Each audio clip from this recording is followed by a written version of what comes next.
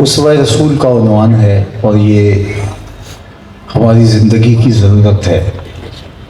ہمیں سیکھنا چاہیے کہ ہمارے آقا مولا نے زندگی کیسے گزاری تاکہ ہم اس کی مطابقت میں اپنی زندگی کو گزار سکیں اور دنیاوی اور اخروی کامیابیاں اور کامرانیاں سمیٹ سکیں۔ اسوہ کے لیے قرآن مجید میں جو دوسرا لفظ استعمال ہوا ہے وہ سیرت کا ہے، اور سیرت کسی بھی چیز کی حقیقی اور اصلی حالت کو کہتے ہیں۔ قرآن مجید میں حضرت موسیٰ اور فرعون کا واقعہ موجود ہے، جب وہ مختلف جادوگروں کو بلوا لیتا ہے اور حضرت موسیٰ علیہ السلام کا مقابلہ کرتا ہے تو وہ رسیاں پھینک دیتے ہیں اور لوگوں کی نظروں پہ جادو کر دیتے ہیں، لگتا ہے رسیاں نہیں سانپ لہرا رہے۔ تو اللہ تعالیٰ نے اپنے پیغمبر حضرت موسیٰ علیہ السلام سے کہا کہ آپ اپنا عصا ڈال دیجئے۔ تو انہوں نے اپنا عصا پھینکا تو وہ اژدہا بن گیا اور منوں ٹنوں کے حساب سے پھینکی گئی رسیوں کو نگل لیا، اور اب فرمایا کہ اب اس کو اٹھا لیجئے۔ تو حضرت موسیٰ علیہ السلام نے جب ہاتھ بڑھایا تو وہ پھر دوبارہ اصلی حالت میں پلٹ آیا، عصا بن گیا۔ تو اس کے لیے قرآن نے جو لفظ استعمال کیے ہیں سَنُعِيدُهَا سِيرَتَهَا الْأُولَىٰ، ہم اس کو اس کی پہلی حالت پر پلٹا دیتے ہیں۔ تو سیرت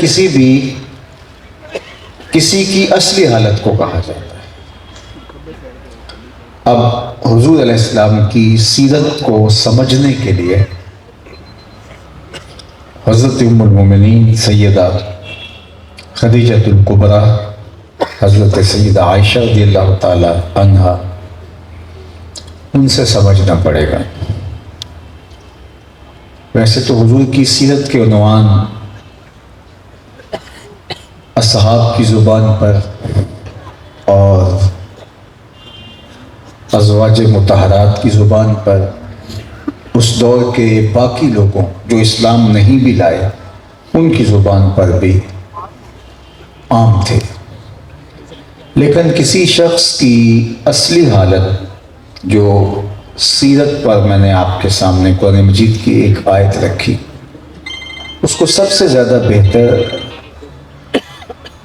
گھر کے افراد جانتے ہیں، اور ان میں سے پھر مزید بیوی اصلی حالت کو زیادہ بہتر انداز سے سمجھ سکتی ہے۔ ایک شخص گاہک سے ہنس ہنس کے بات کر رہا ہے تو اس سے یہ اندازہ لگانا مشکل ہے کہ وہ خوش مزاج ہے، ہو سکتا ہے یہ اس کی کاروباری مجبوری ہے۔ یہ تصویر کھینچنے والے آتے ہیں تو وہ کہتے ہیں تھوڑا سا ذرا مسکرائیے بھی، تو یہ جو تصویر کے وقت مسکرا رہے ہوتے ہیں تو یہ لازمی نہیں ہے کہ ان کی اصلی حالت ہی ہو، بعض کا بندہ غصے میں بھی ہوتا ہے تو تصویر کے وقت وہ مسکرا رہا ہوتا ہے۔ شادی بیاہ کی تقریبات کے اوپر جو ناراض رشتہ دار ہوتے ہیں ان کی تصویریں بھی مسکراتے ہوئے آتی ہیں، تو وہ ایک تکلف ہوتا ہے۔ تو اصلی حالت جو ہے وہی کسی کی سیرت کا جلی عنوان ہے، اور کسی کی پہچان کے لیے وہ سب سے بہتر تو اہلیہ ہی بتا سکتی۔ تو ام المومنین حضرت عائشہ رضی اللہ تعالی عنہا سے جب حضور کی سیرت کے حوالے سے سوال کیا گیا تو وہ بولتی ہیں کان خلقہ القرآن، قرآن کھول کے بیٹھ جاؤ، حضور کو دیکھتے جاؤ، آپ کو قرآنی تعلیمات کا عکس نظر آئے گا حضور کا کردار۔ قرآن تھیوری ہے تو پریکٹیکل حضور علیہ السلام کا طرز حیات آپ کو دکھائی دے گا۔ اور ام المومنین حضرت خدیجۃ الکبریٰ رضی اللہ تعالیٰ عنہ حضور علیہ السلام کی سیرت کے نمایاں خط و خال بیان کرتی ہیں۔ بخاری شریف میں، دیگر کتب سیر میں، کتب احادیث میں پہلی وحی کا بیان ہے جب حضور کے قلب اطہر پر حضرت جبریل امین پہلی وحی لے کر آئے۔ قرآن تو وہ ہے اگر پہاڑوں پر بھی نازل ہوتا تو تو وہ بھی ریزہ ریزہ ہو جاتے. قرآن نے خود کہا یہ گوارا نہ کر پاتے. حضور کا قلب اطہر تھا جو سہار گیا، لیکن ایک کیفیت تھی جو حضور پر گزری، اور آقا کریم سردی محسوس کر رہے تھے. تو گھر آئے تو ام المومنین سیدہ خدیجہ الکبریٰ سے کہا یا خدیجہ زملونی، مجھے چادر اڑا دو، مجھے سردی لگ رہی ہے. تو انہوں نے اپنی شال حضور کے مبارک کندھوں پہ ڈالی اور آقا کریم علیہ السلام کو تسلی دیتے ہوئے کچھ جملے ارشاد فرمائے. کلا واللہ لا یخزیک اللہ ابدا. انہوں نے کہا کہ آپ پریشان نہیں ہو جائیے گا، آپ کا رب آپ کو کبھی بھی بے آبرو نہیں ہونے دے گا. کیوں؟ اب وہ 6 چیزیں ہیں جو مجھے اور آپ کو اپنے اندر پیدا کرنی ہیں، اور یہ ہمارے نبی علیہ السلام کی سیرت کے نمایاں اور بڑے واضح عنوانات ہیں. تو ام المومنین نے کہا کہ آپ کا رب آپ کو کبھی بھی پریشان نہیں ہونے دے گا، آپ کی آبرو میں فرق نہیں آئے گا. کیوں؟ انک لتصل الرحم، آپ صلہ رحمی کرتے ہیں، رشتہ داروں کے ساتھ سلوک اچھا کرتے ہیں. تو جو شخص رشتہ داروں کے ساتھ سلوک اچھا کرتا ہے، اللہ اس کی پگڑی کے کلس کو نیچا نہیں ہونے دیتا، اس کی آبرو کی میرا رب حفاظت کرتا. میرے اور آپ کے آقا مولا نے ارشاد فرمایا جو یہ چاہے کہ اس کے رزق میں اضافہ ہو اور عمر میں برکت ہو، وہ رشتہ داروں کے ساتھ سلوک اچھا کرے، ان کے تلخ رویوں کے باوجود ان کے ساتھ اپنا رویہ بہتر رکھے. ہم یہ کہتے ہیں کہ جس طرح ہمارے ساتھ کوئی چلے گا ہم بھی اس کے ساتھ اسی طرح چلیں گے. کوئی 1 قدم پیچھے ہٹے گا تو ہم 10 قدم پیچھے ہٹیں گے. یہ تو کوئی کمال نہ ہوا. جو اچھا چلتا ہے اس کے ساتھ آپ اچھا چل رہے ہیں تو یہ کون سا کمال کر رہے ہیں. امتحان تو تب ہے کہ جب کوئی برا چلتا ہے اور آپ اس کے ساتھ اچھا چلتے. کوئی 1 قدم پیچھے ہٹتا ہے تو آپ 10 قدم پیچھے ہٹتے ہیں تو آپ تو 10 گنا اس سے اس جرم میں آگے ہیں. آپ نے یہ کہنا تھا کہ تو 1 قدم پیچھے ہٹے گا، میں نہیں ہٹنے دوں گا، ایک دن تجھ کو بھی جیت لوں گا محبت کے زور پہ، تو میں پیچھے نہیں ہٹنے دوں گا. حضرت عقبہ بن عامر رضی اللہ تعالیٰ عنہ فرماتے ہیں حضور نے مجھے جو نصیحتیں کی ان میں سے 3 نصیحتیں یہ تھی: سل من قطعک واعط من حرمک واعف عن من ظلمک. جو تم سے تعلق توڑے تم اس سے تعلق جوڑو، جو تمہیں محروم رکھے تم اس کی جھولیاں بھر دو، اور جو تمہارے پہ زیادتی کرے تم اسے معاف کر دو. یہ بہترین خلق ہے. معاشرے درگزر سے ایک دوسرے کو برداشت کرنے سے، معاف کرنے سے معاشرے جو ہیں وہ ہموار ہوتے ہیں، خوبصورتی آتی ہے اور معاشرے بنتے ہیں. ہر شخص بدلہ لینے پہ تل جائے اور ہر شخص یہ طے کر لے کہ جو 1 قدم پیچھے ہٹے گا تو ہم 10 قدم پیچھے ہٹیں گے تو سب لوگ دیواروں سے لگ جائیں گے. ایک گھر کے افراد حقیقی بھائی مل نہیں بیٹھ پائیں گے. یہ اگر اصول اپنا لیا جائے. اور میرے حضور نے کیا سلوک کرنے کی تلقین کی؟ سل من قطعک، جو تعلق توڑے تو اس سے جوڑنا ہے. اس سے معاشرت تشکیل پاتی ہے. مکے والوں نے رشتہ دار تھے نا میرے حضور علیہ السلام کے، قریش تھے، برادری تھی. انہوں نے جو سلوک کیا کس کو نہیں پتا. گڑھے کھودے، کانٹے بچھائے، اوجریاں ڈالی، کیا کچھ نہیں ہوا تھا. آج حضور علیہ السلام فاتح بن کے مکہ المکرمہ میں داخل ہو رہے ہیں. 10,000 کا لشکر حضور کے ساتھ ہے. کسی کے اندر ہمت نہیں مزاحمت کی. تھوڑی سی 1-2 جگہوں پہ مزاحمت ہوتی ہے، باقی بغیر کسی مزاحمت کے مکہ فتح ہو جاتا ہے. اب یہ تھر تھر کانپ رہے تھے کہ نہ جانے ہمارے ساتھ کیا سلوک ہو. جو ہم نے کیا گردنیں اتریں گی. لیکن میرے حضور نے ان کو فرمایا کہ بتاؤ میں تمہارے ساتھ کیا سلوک کروں. تو انہوں نے کہا کہ آپ کریم باپ کے کریم بیٹے ہیں، ہم آپ سے خیر کی توقع رکھتے ہیں. انہیں یہ تھا کہ گردنیں اترنے سے ہم بچ جائیں، اگرچہ شہر بدر کر دیے جائیں. انہیں لگتا تھا یہ تو ضرور ہوگا. لیکن جب حضور علیہ السلام نے جواب میں ان کو ارشاد فرمایا اذهبوا انتم الطلقاء، جاؤ تم سب آزاد ہو. اور آج میں تمہیں وہی کہوں گا جو میرے بھائی یوسف نے اپنے بھائیوں سے کہا تھا، لا تثریب علیکم اليوم۔ تو ان کی آنکھیں کھلی کی کھلی رہ گئیں کہ ہم نے کیا کیا اور ان کا رویہ کیا ہے۔ عثمان بن طلحہ کعبۃ اللہ کا کلید بردار تھا، کعبۃ اللہ کی چابی اس کے پاس تھی۔ تو مکی دور میں ایک دن حضور علیہ السلام نے اسے کہا کہ میں چاہتا ہوں کہ میں کعبۃ اللہ کے اندر جاؤں، لیکن اس نے دروازہ کھولنے سے انکار کر دیا۔ آج حضور تشریف لائے تو فرمایا این عثمان بن طلحہ، عثمان بن طلحہ کہاں ہے؟ تو وہ حاضر خدمت کیا گیا، فرمایا کعبہ کا دروازہ کھولو۔ تو اس نے تالا کھولا، حضور تشریف لے گئے، جب واپس آئے تو سب کو تھا کہ اب چابی سے تو دی نہیں جائے گی، دیکھیے کس کے بھاگ جاگتے ہیں اور کس کے حصے میں یہ اعزاز آتا ہے، اور ہر ایک کا دل دھڑک رہا تھا کہ یہ اعزاز مجھے ملے، کعبۃ اللہ کی کلید برداری کوئی چھوٹا اعزاز ہے، ہر ایک یہ تڑپ رہا تھا۔ لیکن آقا کریم نے پھر پوچھا عثمان بن طلحہ کہاں ہے؟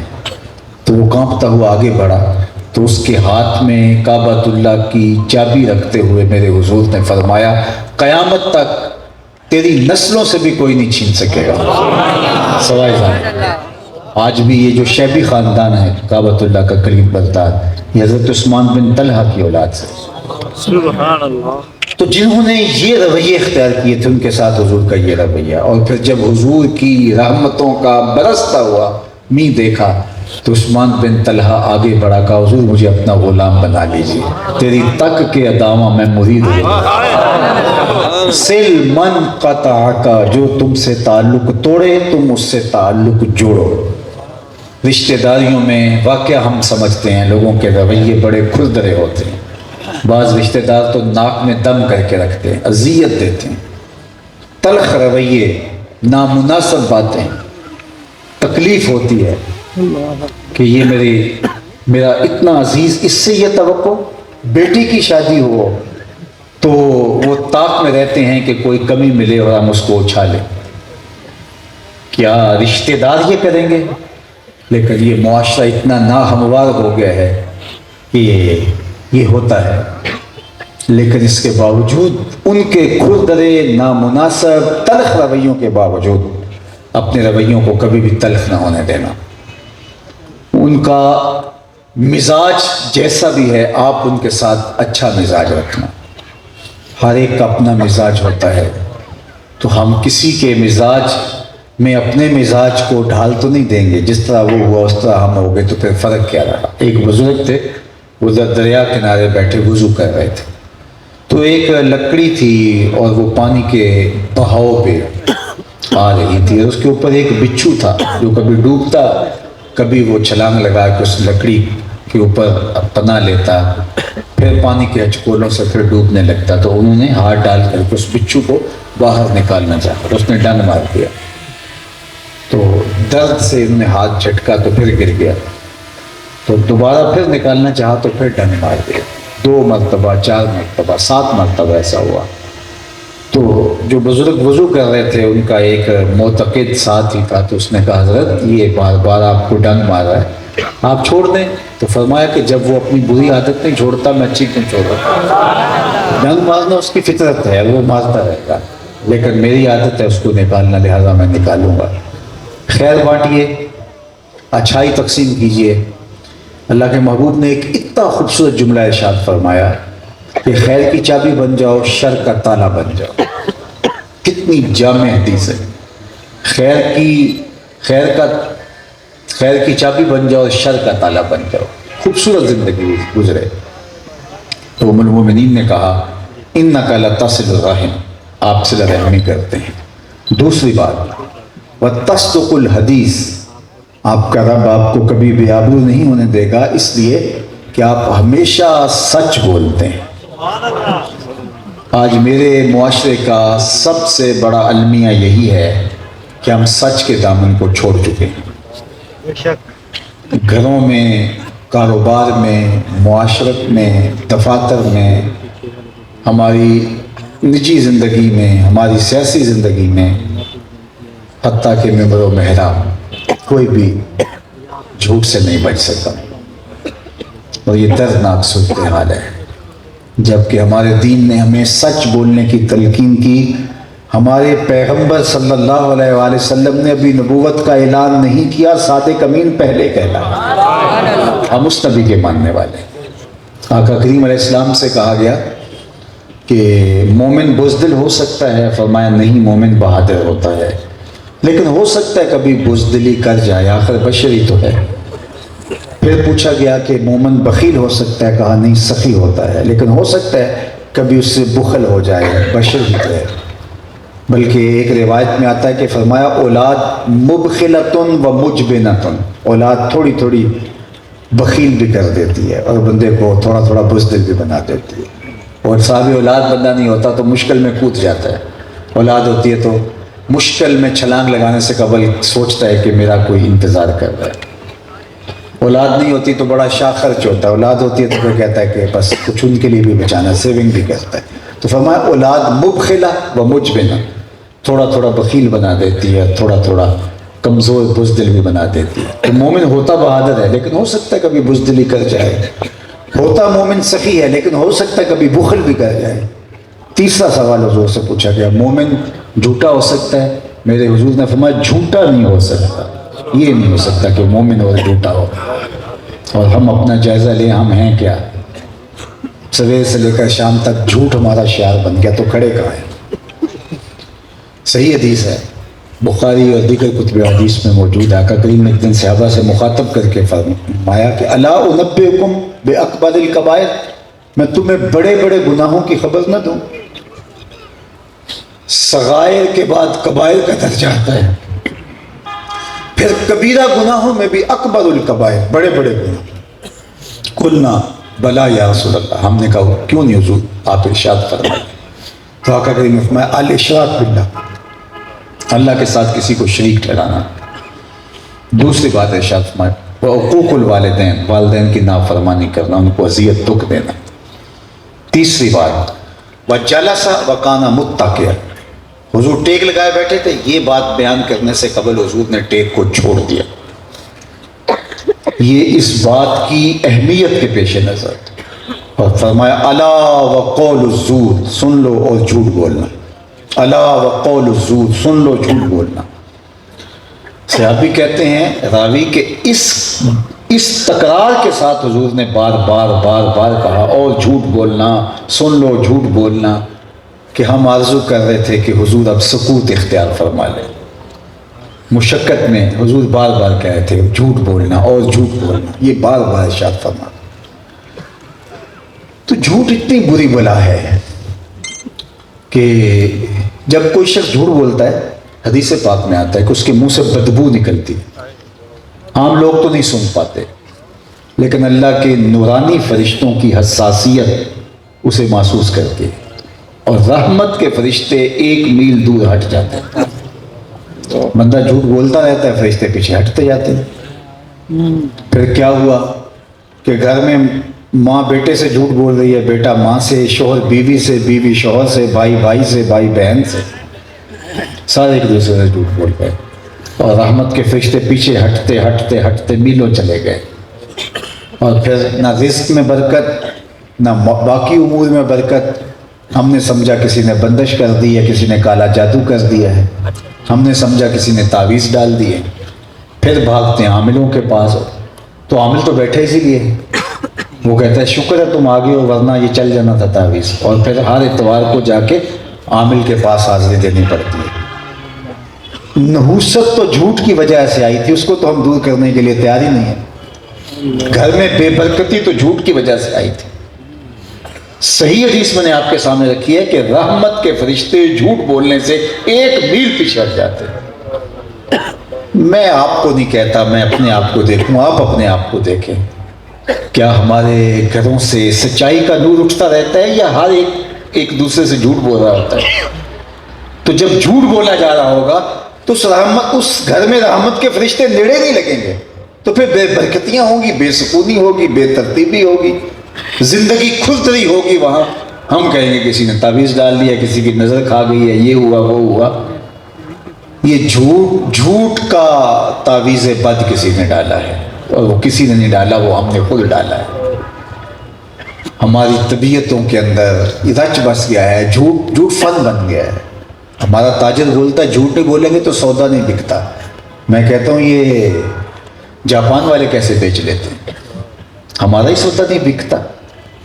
ہمارے دین نے تو ہمیں سچائی کے ساتھ جڑ کر کے زندگی گزارنے کی تلقین کی ہے. میرے حضور نے جبل صفا پہ جا کے کہا تھا لوگوں اگر میں کہوں پہاڑ کی دوسری جانب سے ایک لشکر آ رہا ہے جو تمہیں تاخت و تاراج کر دے گا تو میری بات مان لو گے؟ تبلیغ کرنے سے قبل حضور نے پہلے اپنے حوالے سے لوگوں کو کہا. تو لوگوں نے کیا کہا؟ انہوں نے کہا نظر آیا تو کہیں گے ٹھیک, نہ نظر آیا تو کہیں گے ہم اندھے ہیں آپ سچے ہو. اتنا آپ کی صداقت پہ یقین. سبحان اللہ اکبر. میں کہتا ہوں کہ علماء کو, مشائخ کو اتنا سچا ہونا چاہیے کہ لوگوں کو گمان بھی نہ گزرے کہ یہ شخص جھوٹ بول سکتا ہے. پھر دیکھنا ممبر و محراب سے اٹھنے والی آواز کیسے روحوں میں اترتی ہے. ہم اس سچے نبی کے ماننے والے ہیں. ہماری زندگی سچائی کے ساتھ جڑی ہونی چاہیے. مکر, فریب, دجل, تلبیسات, جھوٹ, دھوکہ دہی یہ کس طرح ہمارے ساتھ جڑ سکتی ہے جب ہم صادق اور امین نبی کے ماننے والے. ہمیں تلقین کی گئی, ہمیں بتایا گیا ہے سچ کے دامن کو تھام لو. پھر اثر کیوں نہیں ہوگا؟ آج 6 تاریخ ہے نا اور ادھر 10 ربیع الثانی ہے. تو آج پوری دنیا کے اوپر جو ہے وہ حضرت شیخ سید عبد القادر الجیلانی علیہ رحمہ و رضوان کا یوم منایا جا رہا ہے. تو میں اپنی عنوان کی مناسبت سے آپ کے سامنے یہ بات رکھنا چاہوں گا کہ ماں نے 40 دینار ہی سیے تھے نا, اور ساتھ یہی کہا تھا بیٹا جھوٹ نہیں بولنا. اور ڈاکو جب تلاشی لیتے ہیں تو آپ کہتے ہیں کہ میرے پاس 40 دینار ہے یا 40 درہم ہے. تو انہوں نے کہا ڈاکوؤں سے تو پیسے چھپائے جاتے ہیں. تو آپ بتا رہے ہیں, کہا آپ نے پوچھا ہے نا کہ بیٹا آپ کے پاس بھی کچھ ہے تو پھر میں جھوٹ کیسے بول سکتا ہوں؟ تو کہا عجیب بات ہے تم جھوٹ نہیں بولتے, یہ پیسے بچ سکتے تھے. کہا میری ماں نے مجھے گھر سے نکلتے ہوئے وصیت کی تھی جھوٹ نہیں بولنا. تو وہ مجبور ہو گیا کہ یہ بچہ ہو کہ ماں کی بات پہ پہرا دے رہا ہے تو میں رب کی بات پہ کھڑا نہیں ہو سکتا. حضرت شیخ فرماتے ہیں سب سے پہلے میرے ہاتھ پہ توبہ کرنے والے یہ لوگ تھے. ہم 11ویں کا حلوہ کھا لیتے ہیں لیکن حضرت شیخ عبد القادر جیلانی کی اس بات کو فراموش کر دیتے ہیں. نہیں نور ملے گا, نہیں فیض ملے گا اگر ان کی تعلیمات پہ عمل نہیں کریں گے, ان کے بتائے ہوئے طریق کے مطابق نہیں چلیں گے. ہمارا دین سچائیوں کا دین ہے. تو پہلی بات جو ام المومنین نے کہی سل من قاطعک, اب جو عقبہ بن عامر نے کہی اور حضور کا یہ نمایاں وصف انک لتصل الرحم. دوسرا وصف وتصدق الحدیث, آپ ہمیشہ سچ بولتے. اچھا میں صلہ رحمی اور سچ کے ساتھ ایک جملہ اور کہنا چاہتا ہوں اگر آپ کی توجہ ہو تو. سبحان اللہ. ہمارے دین نے ہمیں جھوٹ بولنے سے منع کیا ہے لیکن اسی دین نے ہمیں 2-3 مقامات پہ جھوٹ بولنے کی اجازت دے دی. ان میں سے ایک مقام 2 آدمیوں کے مابین صلح کروانے کے لیے آپ جھوٹ بول سکتے ہیں کہ یار فلاں تو تیرے بارے اتنی اچھی رائے رکھتا ہے, اس نے تو یہ کہا ہے, اس کا دل بسیج جائے گا کہ میں خام خواہ کا اس کے مخالف ہوں, اور اس کو جا کے کہا کہ وہ بھائی تو تیرے لیے یہ کہہ رہا ہے تو یہ جذبات ہیں اس کے. تو 2 آدمیوں کو جوڑنے کے لیے آپ جھوٹ بول سکتے ہیں. راستی اس وہ کیا کہا تھا, راستی فتنہ انگیز بے دروغ مسلط آمیز بے از راستی فتنہ انگیز, کہ جو سچ فتنہ پھیلاتا اس سے جو ہے وہ جوڑنے والا جھوٹ بہتر ہے. تو ہمارے دین نے یہاں اتنی اجازت دی لیکن ہمارا رویہ کیا ہے ذرا اس بات پہ غور کیجئے. جھوٹ کی مذمت, جھوٹ کی مذمت, جھوٹ بہت بری چیز ہے, بدبو نکلتی ہے جھوٹ بولنے سے. لیکن ایک موقع پہ اجازت دی اور وہ یہ کہ 2 آدمیوں کے درمیان صلح کرواؤ تو آپ جھوٹ بول سکتے ہیں. لیکن ہم 2 آدمیوں کے اندر لڑائی کروانے کے لیے جھوٹ بولتے ہیں. یعنی ہمارا رویہ الٹ ہے. یعنی جھوٹ کسی صورت میں جائز نہیں, یہ کہ 2 آدمی جڑتے ہوں تو چلو بول لو, لیکن ہم 2 آدمیوں کے اندر لڑائی کروانے کے لیے جھوٹ بول رہے ہوتے ہیں. کتنا بدترین شخص ہے جو شوہر اور بیوی کے درمیان اختلاف کی دیواریں کھڑی کر دیتا ہے. کتنا بدبخت شخص ہے اور کتنا بدکار شخص ہے جو دو بھائیوں کے درمیان جھوٹ بول کر کے نفرت کھڑی کر دیتا ہے. یہاں تو سچ بولنا بھی منع ہے جس سے نفرت کی دیواریں کھڑی ہوتی ہیں، اور تم نے یہاں جھوٹ بولا. اور یہ ہماری معاشرت ہے. ہم ایک ہجوم ہے، ہم ابھی قوم نہیں بن سکے. یہ بے ہنگم ہجوم ہے. اسی وجہ سے ہم اللہ کی ان مخصوص رحمتوں کا حصہ نہیں پا رہے. ہم تو تانے دیتے ہیں نا حکمرانوں پہ. میں کوئی حکمرانوں کا وکیل بھی نہیں ہوں، لیکن میں اتنی بات ضرور کہتا ہوں کہ رحمت کی چھتڑیاں اسی وقت تمہارے اوپر تانی جائیں گی جب تم سچ کے خوگر ہو جاؤ گے. ہم پہلے دیکھیں ہم کیا ہیں. حضرت عبداللہ ابن عباس رضی اللہ تعالیٰ عنہ کی ایک تفسیر سنیے. اللہ نے قرآن مجید میں ارشاد فرمایا کہ وہ اس بات پہ قادر ہے کہ اوپر سے بھی عذاب نازل کرے اور نیچے سے بھی عذاب نازل کرے. وہ اس بات پہ قادر ہے کہ تمہیں اوپر سے بھی عذاب دے اور نیچے سے بھی عذاب دے. مفسرین فرماتے ہیں اوپر کا عذاب کیا ہے؟ پتھر برسیں. نیچے کا عذاب کیا ہے؟ زلزلے آئیں. یا دوسری تفسیر اوپر کا عذاب کیا ہے؟ بے موسمی بارشیں برسیں. نیچے کا عذاب کیا ہے؟ زمین بنجر ہو جائے، فصل نہ دے، کلر و شور ہو جائے. لیکن حضرت عبداللہ ابن عباس نے اس کی اور تفسیر کی. رئیس المفسرین آپ فرماتے ہیں اوپر کا عذاب یہ ہے کہ تمہارے حکمران نااہل ہوں، اور نیچے کا عذاب یہ ہے کہ تمہاری اولادیں نافرمان ہوں، تمہارے ماتحت خائن. یہ اوپر اور نیچے کا عذاب ہے. حجاج بن یوسف بہت ظالم شخص ہوا. حضرت حسن بصری رضی اللہ تعالیٰ عنہ کہا کرتے تھے پچھلی امتیں اپنے سارے ظالم ایک پلڑے میں رکھ دیں، دوسرے پلڑے میں ہم صرف حجاج بن یوسف کو رکھ دیں گے، یہ پلڑا باری ہو. 70,000 لوگ اس نے اپنے ہاتھ سے قتل کیے، 90,000 لوگ اس کے حکم سے کٹے. کسی نے حجاج بن یوسف کے سامنے کہا کہ تو حضرت عمر کا زمانہ دیکھا ہے، تو ان جیسا انداز حکمرانی کیوں اختیار نہیں کرتا؟ تو حجاج نے 2 لفظی جواب دیا.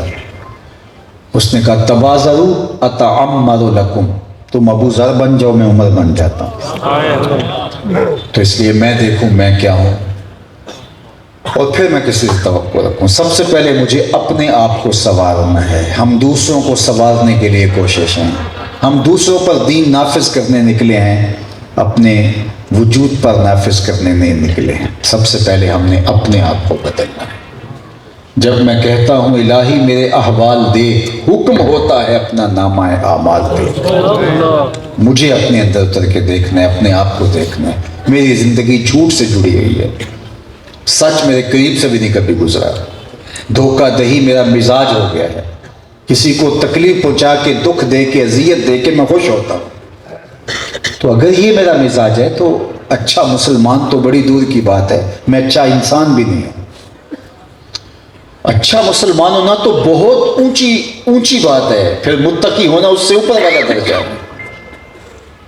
یہ تو اچھے انسان کی علامت بھی نہیں، یہ تو وحشیوں کا مزاج بھی نہیں.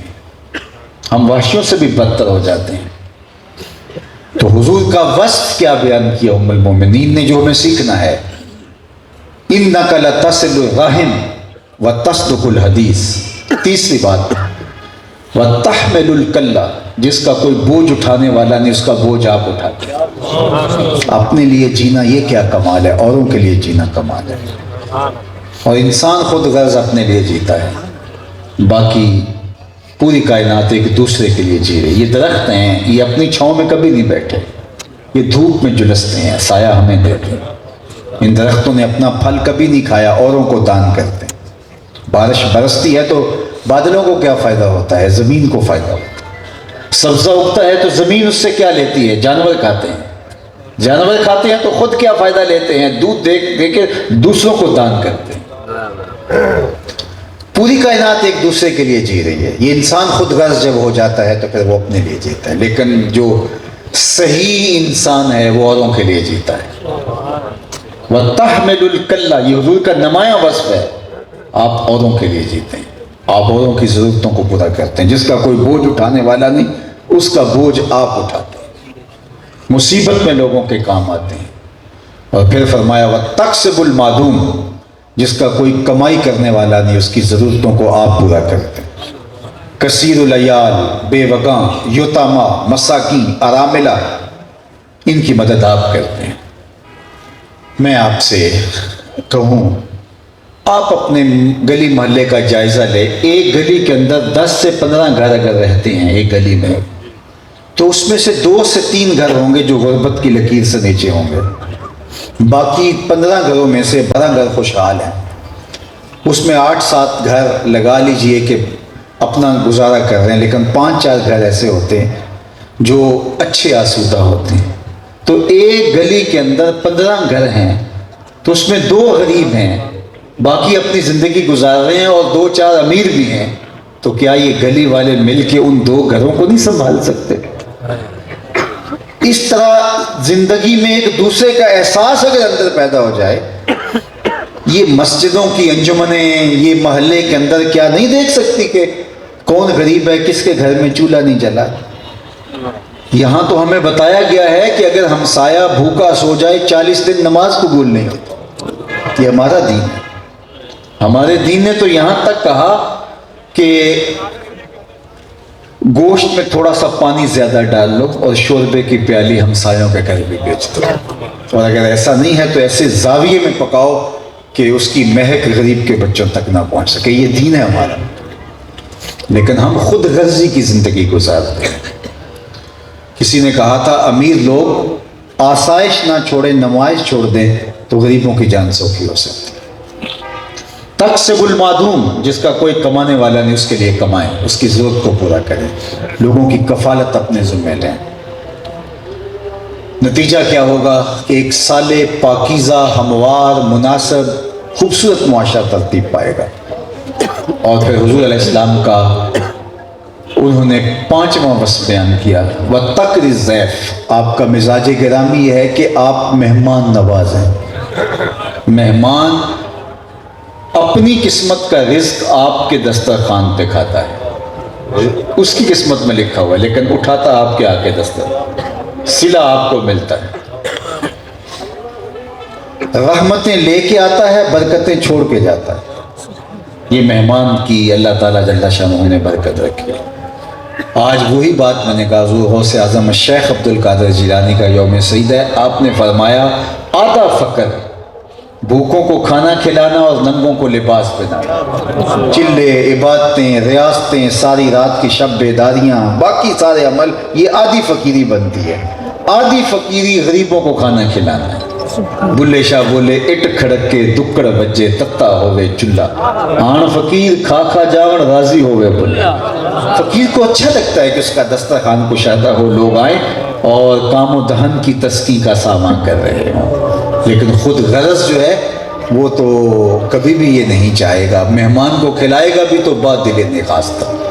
6واں وصف حضور کا بیان فرمایا، وَتُعِينُوا عَلَى نَوَائِبِ الْحَقِّ، ام المومنین یہ حضور کے وصف بیان کر رہے ہیں۔ مشکل مصیبت کے اندر جو لوگ پھنس جاتے ہیں، ہم دیکھتے ہیں کہ آپ ان کے ساتھ کھڑے ہو۔ ہمارا معاشرہ تباہ اس لیے ہوا ہے، ہم کہتے ہیں سانوں کی لگے، یہ ایک معاشرہ ہے ہمارے، ایک لفظ ہے، ہمیں کیا لگے، اپنے گھر کو چھاج بجائے یا چلنی ہمیں کیا لگے۔ پہلے ہر ایک معاشرے کا درد لیتا تھا، ہر بوڑھا، ہر بزرگ، استاد، مولانا صاحب، استاد، بڑا بوڑھا، سب لیتے تھے۔ اب لوگ کہتے ہیں کہنے کا زمانہ نہیں رہا، ایک حد تک بات درست ہوئی ہے، لیکن جب سب چھوڑ دیں گے تو پھر مجھے یہ بتائیے گا کہ پھر وہی ہوگا جو ہو گیا ہے۔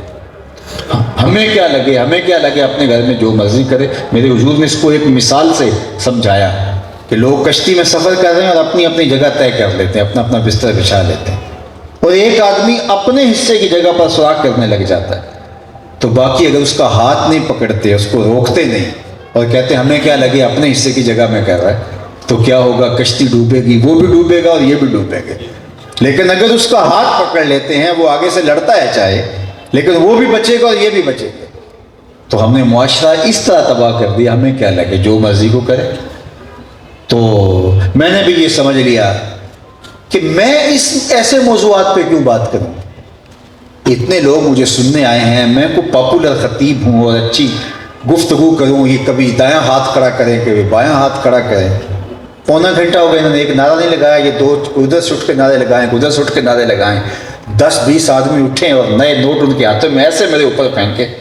मैं इतनी जेबें भर के ले जाऊँ, मुझे क्या मुसीबत पड़ी है इनको इस तरह की बातें बताने, सालों की लगे। तो मिंबर ने भी समझ लिया, मेहराब ने भी समझ लिया कि मुझे क्या लगे। उस्ताद ने भी कहा मेरा काम फीस लेना है, पढ़ाना है, जाएं बाढ़ में, हमें क्या लगे। सियासतदान ने भी यही समझ लिया, मुझे क्या लगे। मीडिया की जिम्मेदारी थी, ये इतना बड़ा मनसब है इसका, ये शाम को मुर्गे लड़ा रहे होते हैं और कौम कहाँ जा रही है, कहते हैं हमें क्या लगे, हमें तो अपनी रेटिंग चाहिए। हर बंदा इस चक्कर में लग गया, मुआशरे के पल्ले कुछ नहीं रहा, नई नस्ल हमारे हाथ से निकल गई। आज हम कहाँ खड़े हैं किसको नहीं पता, और आने वाला दौर कितना भयानक होगा। तो ये ओनरशिप किसी को लेनी पड़ेगी, किसी को जिम्मेदारी लेनी पड़ेगी, उस्ताद को भी लेनी पड़ेगी, मौलवी साहब को भी लेनी पड़ेगी, मीडिया को भी लेनी पड़ेगी, हुकूमत को भी लेनी पड़ेगी, असातिज़ा को भी लेनी पड़ेगी, गली महल्ले के बड़े को भी लेनी पड़ेगी। वो गली की नुक्कड़ के ऊपर जो बाबा जी बैठा करते थे, सारे महल्ले के बच्चे से डरते थे कि वो सिक्योरिटी सिस्टम था हमारा, वो टूट गया है। अब किसी की आंख में हया बाकी नहीं रही। हम बचपन में सुनते थे कि गांव की बेटी पूरे गांव की बेटी होती है, एक शख्स की बेटी पूरे गांव की बेटी होती है। अब जिसकी बेटी उसी की बेटी रह गई है। हम कहां चले गए। अजान सुनो।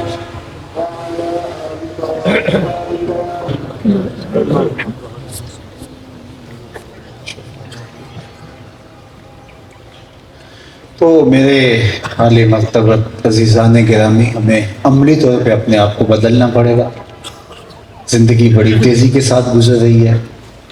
ये दीन अमली दीन है, ये सिर्फ ज़ुबान की नोक का दीन नहीं है, ये हमारे रवैयों का दीन है, हमारे तर्ज़ अमल का दीन है। हमें एक एक मामले में मुकम्मल कामिल रहनुमाई फरमाई गई है। हमारे नबी अलैहिस्सलाम की सीरत खुली किताब की तरह हमारे सामने है। तो हमें पूरी तरह दीन को अपने अंदर उतारना होगा। आधा तीतर आधा बटेर, जहाँ जी चाह लिया वहाँ दीनदार बन गए, जहाँ जी ना चाह वहाँ दीनदार ना बन गए, ऐसे नहीं होगा। इस चमन में पैर वे बुलबुल हो जा तलमीज़ गुल, या सरापा नाला बन जा या नवा पैदा ना कर। उदखुलू फिस्सिल में काफ, ये कुरान ने कहा। आए हो तो फिर पूरे करके आओ, आधा आधा नहीं चलता। तो जब हम पूरे आ जाते हैं फिर समरात भी पाते हैं। आपको डॉक्टर दवाई देता है, ये दोपहर को खाना, ये शाम को और ये सुबह को दवाई देना। आप अपनी मर्जी से कभी कोई गोली खा लेते हैं, कभी कोई खा देते हैं, कभी दोपहर की छोड़ देते हैं, कभी रात की छोड़ देते हैं, कभी कोई गोली मिस कर देते हैं। तो मुझे बताइएगा कि क्या आप 100 साल भी खाते रहें फ़ायदा होगा?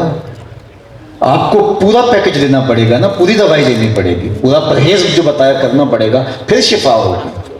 यार डॉक्टर जो दवाई बताए वो पूरी लेते हो, तो मुस्तफ़ा ने जो दवाई दी वो पूरी क्यों नहीं लेते? वो पूरी की पूरी दवाई अपने अंदर उतारो, फिर देखना शिफा ना हुई तो गिरेबान पकड़ना। कैसे हो सकता है कि हुजूर का बताया हुआ नुस्खा हो और शिफा ना हो? हम तो 1 अरब 40 करोड़ हैं इस वक्त दुनिया के ऊपर, वो तो सिर्फ 313 थे, लेकिन दवाई पूरी ली थी। लेकिन उनके उस दिन को मेरे रब ने भी यौम फुरकान कह के पुकारा। तो कसूर वहां नहीं है, कसूर दवाई में नहीं है, कसूर इस्तेमाल करने वाले। वो दवाई पूरी ले नहीं रहे। वो बच्चे नहीं ना माँ बाप से छुप के चोरी दवाई छोड़ देते हैं, शरबत पानी जो है वो गली में बहा देते हैं, तो माँ को कहते हैं पी लिया। हम वो चोरियां कर रहे हैं। जहाँ जी चाहा दीन मान लिया, जहाँ जी चाहे महफिल में आ गए, नारे लगा लिए, पगड़ी बांध ली, जुब्बा अच्छा पहन लिया, लेकिन रज के झूठ बोलेंगे। हमारे रवैयों में मिलावट होगी, तर्ज ज़िंदगी दीनदारों वाला नहीं होगा। 100 नफल भी रात पढ़ लें, लेकिन किसी को बर्दाश्त ही ना कर सके तो किस तरह हमारी तरबियत होगी? हमें जो दीन गया है, दिया गया है, उसको पूरी तरह अपनी रूह में जज्ब करें, फिर देखना नतीजा निकलता है। इकबाल ने जब शिकवे की जुबान खोली ना तो लहजा थोड़ा तल्ख हो गया, लेकिन जब जवाब आया तो सारा नशा उतर गया। सफाई दहर से बातिल को मिटाया हमने, इकबाल बोल रहा है, सफाई दहर से बातिल को मिटाया हमने, नौ इंसानी को गुलामी से छुड़ाया हमने। تیرے کعبے کو جبینوں سے بسایا ہم نے، تیرے قرآن کو سینوں سے لگایا ہم نے، پھر بھی ہم سے گلا ہے کہ وفادار نہیں، ہم وفادار نہیں تو بھی تو دلدار نہیں۔ بڑا سخت شکوہ ہے۔ اب جواب دیکھیے، لفظ وہی ہے، صرف صیغہ بدلتا ہے۔